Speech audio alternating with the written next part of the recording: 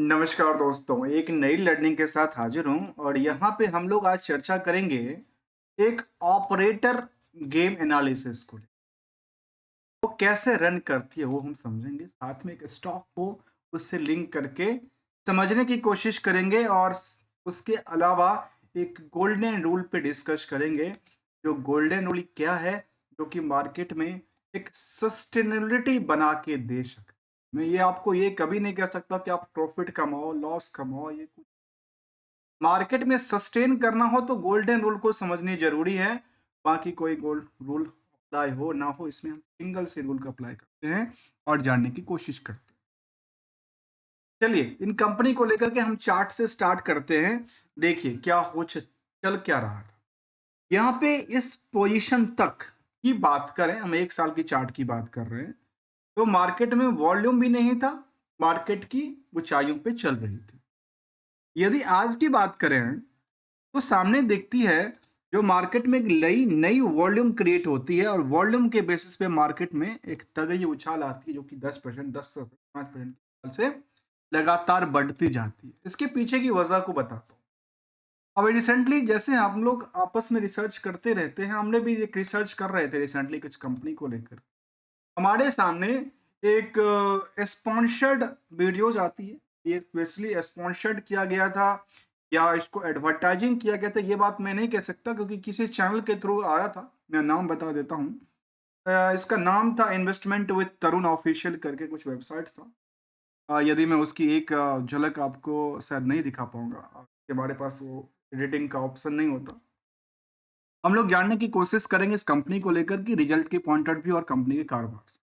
जो कंपनी क्या करती है, स्टॉक मार्केट में डील करती है। सिंपल बातों में समझे तो कहती है सिस्टमिक ग्रोथ ग्रुप को लेकर कहती है। और इनके प्रोडक्ट में क्या क्या है, इक्विटीज, करेंसीज, कमोडिटीज, आईपीओ और म्यूचुअल फंड, पीएससी और इस तरह की चीजों को सामने करता है। मार्केट कैप भी काफी बेटर रहा, करीब 3500 करोड़ की मार्केट कैप है। बुक वैल्यू से करंट मार्केट की सिचुएशन काफी बेटर रहती है। इंट्रिंसिक वैल्यू से भी कंपेयर करके देखें तो काफी बेटर है, जबकि लगातार अभी हायर टू हायर पे ट्रेड करती हुई नजर आ रही है। तो इसमें निवेशकों का इंटरेस्ट जो है वो अभी देखेंगे तो क्या हुआ, लगातार बढ़ी है। खास करके कुछ टाइम फ्रेम की बात करें, हम यदि इसमें ग्रोथ लेवल की स्टॉक डिमांड की बात करें तो पिछले एक महीने में इसकी स्टॉक प्राइस में करीब 50% की डिमांड बढ़ी है। क्या बढ़ी है? 50% की डिमांड बढ़ी है और जिसकी वजह से मार्केट में एक लंबी जगह बना पा रही। पिछले 5 दिन को बात करूं तो पिछले 5 दिन में 21% ग्रो करती है। और ग्रो का आंकड़ा देखिए, जब चलती है चल रही लगातार सर्किट के साथ ही चलती जा रही है। क्या कर रही है? सर्किट के साथ ही चलती है। किसको पैसा बनाने का मौका मिल रहा है, किसको नहीं मिल रहा, मैं ये इसकी बातों को नहीं करता हूं। चलिए समझने की कोशिश करते हैं। आरओई 42% से आरओसी की बात 48% के डेटा की बात कहती है। जो कंट्रोल है प्रमोटर का वो 74% है। डिविडेंड भी कंपनी पे आउट करती है। और यदि अर्निंग पर शेयर की सवाल देखें तो 5 रुपया 47 पैसा। करंट रेशियो का नंबर काफी बड़ा नंबर कहता है, इसलिए इसको क्या करना पड़ेगा, एक रिकंसलेशन करनी पड़ेगी। और डेट टू इक्विटी के बारे में देखें तो वो कहती है करीब सब 0.17। इन सभी पहलों के बाद एक हमने अलग से लिया है, खास करके जो इनको कंक्लूजन की तरफ चलेंगे। इसमें रिस्क एनालिसिस क्या कहती है। जो कंपनी खुद ही स्टॉक मार्केट में डील करता हो, इक्विटी करेंसीज में डील करता हो, उसके लिए हम क्या करें, हम तो काफी कम छोटे लोग हो गए स्टडी करने के लिए। उनके स्टॉक के ऊपर हम लोग रिस्क एनालिसिस करेंगे और समझने की कोशिश करते हैं कि कंपनी के मार्केट में चल क्या रही है और कंपनी में क्या पोटेंशियल बनती है, या केवल और केवल शॉर्ट टर्म में कुछ प्रॉफिट क्रिएट करने के लिए मार्केट के सेंटीमेंट क्रिएट किया गया। इस कंपनी को लेकर देखा जाए जिसका नाम है सिस्टमिक कॉर्पोरेट सर्विस लिमिटेड। इनका कामकाज corporate advisory, investment management advisory, financial marketing को लेकर के कामकाज। फाइनेंशियल्स के बेसिस पे कंपनी को यदि आप देखेंगे तो खुद का कारोबार 17 करोड़, ओवरऑल कारोबार की बात करती है 37 करोड़। ठीक है, ओवरऑल कारोबार में 37 करोड़ की बात कहती है और उनमें क्या आंकड़ा दिलाती है, यहाँ पे हम लोग समझने की कोशिश। देखिए चला क्या, यहाँ पे इनकी रेवेन्यू मॉडल में लगातार वृद्धि दर्ज करती है, कोई कसर नहीं था। अच्छी बात है। ऑपरेटिंग प्रॉफिट मार्जिन में काफी लगातार वृद्धि भी दर्ज करती है, कई बार टूट भी जाती है। आइए अगले पड़ाव के, अगले पड़ाव में अब इन नंबरों को जरा देखिए, इस नंबरों को, अदर इनकम के नंबर को, पूरे के पूरे हिस्टोरिकल डेटा फ्रेम परफॉर्मेंस की बात करेंगे तो 1 करोड़ से लेकर के 5 करोड़ की आंकड़ा दिखाती है। लेकिन सितंबर के महीने में कौन सी ऐसी अदर इनकम सोर्स क्रिएट होती है जो 21 करोड़ का बुक करती है, जो कि इनका जो मेन काम है उससे भी ज्यादा के आसपास पहुंच जाती है। उसकी पूरी बात नहीं कर रहा, उसके नियर अबाउट पहुंच जाती है। प्रॉफिटेबिलिटी कितना बनाती है? 22 करोड़ का, जिसमें 21 करोड़ का पार्ट इसका क्या, ठीक है। इसीलिए हमने जब वहां पे दिखाई है ना net margin ratio, net income margin ratio, वो कुछ अलग एक्सपेक्टेशन के साथ किया। ओवरऑल कारोबार में देखा गया कि 146 से लेकर के लास्ट 167 तक जंप करती है। प्रॉफिटेबिलिटी जो लगातार कंपनी कई बार नुकसान बुक कर रही थी ईयर ऑन ईयर बेसिस में, वो 21 के बाद लगातार क्या कर रही है? प्रॉफिट बुक कर रही है। और कहां तक? 71 करोड़ तक के डेटा की बात रखी। अब आते हैं इनके रिस्क एनालिसिस को। रिस्क को लेकर देखा है तो ये साझा करते कि 37 दिन के लिए उनके उधार रहे थे, डेटर्स जिसको कहते हैं। यदि हम बैलेंस शीट को खंगालें तो हमारे सामने दिखता है कि कंपनी कर्ज लिया है। कंपनी कर्ज लेके किया क्या? कंपनी कर्ज लेके किया क्या? तो कर्ज लेके देखा गया कंपनी क्या कर रही है, देखिए, अदर लायबिलिटी को पे आउट कर रही है, ऐसा देखने को लग रही है मुझे। अब एक्चुअलिटी में क्या है, मैं ये बात नहीं कह सकता, जो पेपर वर्क कहती है आप लिंक करके देखिए तो ये कहता है कि इन्होंने जो कर्ज लिया वो कर्ज लेकर के अपनी लायबिलिटी को पे आउट किया। अब आइए, फिक्स एसेट्स में लगातार क्या होती है? वृद्धि के बजाय डिडक्शंस होती है। इन्वेस्टमेंट जो कंपनी का काफी तगड़ा था, इन्वेस्टमेंट घट के 26 करोड़ पे आ गई, और लेकिन other source of income 21 crore बता रही है। क्या कुछ बड़ी गेम प्लान चल रही है, या केवल और केवल मार्केट के सेंटिमेंट को लेकर के ऐसा काम चल रही है? मैं आपको कोई रिकमेंडेशन या कोई आपको डिमेरिट की बात नहीं कर रहा हूं, मैं आपस में एक दूसरे से लिंक करके बता रहा हूं। इनके अकॉर्डिंग ये देखने को आई। इसके अलावा कंपनी में क्या हुआ? कंपनी में कैश अच्छे खासे पड़े हुए, अच्छी बात है, इस तरह की कंपनी में कैश होना भी चाहिए। इनका ट्रेड रिसीवेबल ही पड़ा हुआ है। ये मुझे समझ नहीं आया कि आखिर ये यदि इक्विटी मार्केट में डील करती है तो इनका कमीशन तो पहले आ जाता हो, तो फिर कमीशन कौन सा पड़ा हुआ है? जबकि कंपनी कर्ज भी दे चुकी है लोन एज एडवांस के तौर पे 14 करोड़ का। Last year on year basis की ग्रोथ को देखेंगे तो बहुत ज्यादा अट्रैक्टिव है, दिखाती है।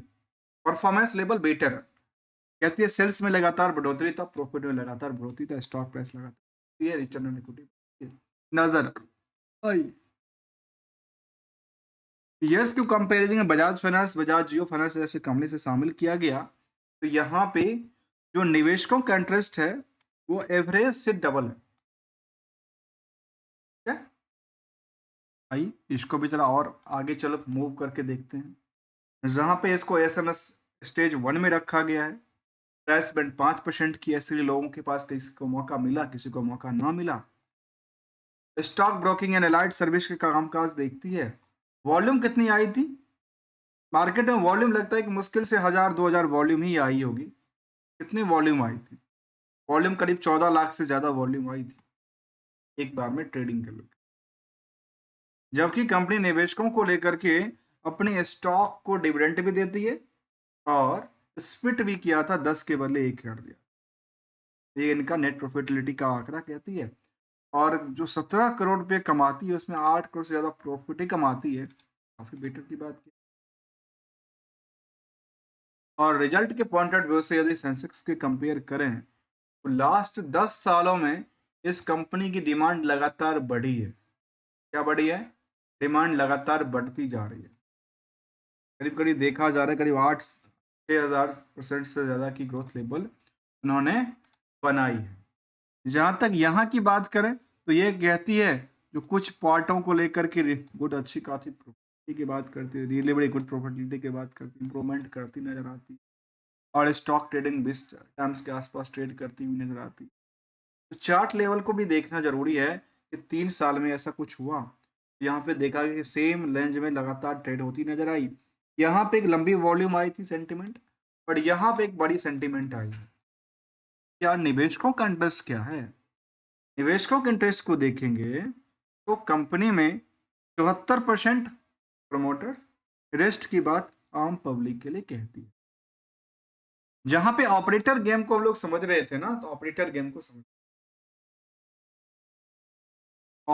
को समझिए। तो फिलहाल बात करूं 12 नवंबर को, जब मार्केट में बहुत बड़ी रैली चल रही थी, तो कितने वॉल्यूम आए? खरीदा 7,25,000, बेचा कितना? 7,15,000, 10,000 इनके पास रहा।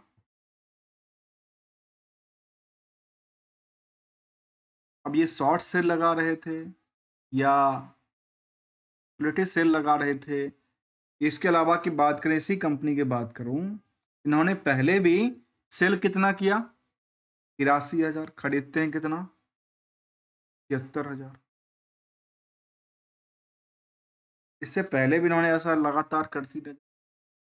ये क्या मार्केट में इनको सेंटिमेंट बनाने की मिला हुआ है कामकाज को लेकर, जहां निवेशकों का इंटरेस्ट केवल 5,000 के आसपास कहती है, जो नवंबर के पीरियड में आकर के यहाँ पे चेंज हो रही है। आखिर नवंबर में क्या स्पॉट स्पीड किया था, इसी वजह से करीब 3,000 न्यू प्लेयर आए मार्केट में, जिनको मौका मिला डिमांड को लेकर के, और यहाँ पे डिमांड बढ़ती नजर आई।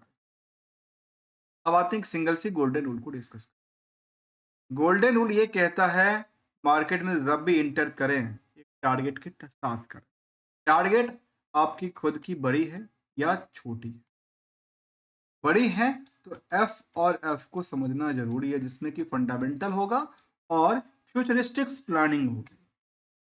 शॉर्ट पीरियड में हमेशा एसएल का यूज करना जरूरी है और नियर अबाउट प्रॉफिट के आसपास बुक करना जरूरी है। इसमें परसेंटेज और एक्सपेक्टेशन पीरियड्स वो खुद डिसाइड करना जरूरी है, क्योंकि कितनी परसेंट रिस्क कितने दिन के लिए रखना चाहते हैं वो सब डिपेंड उसके बेसिस पर है।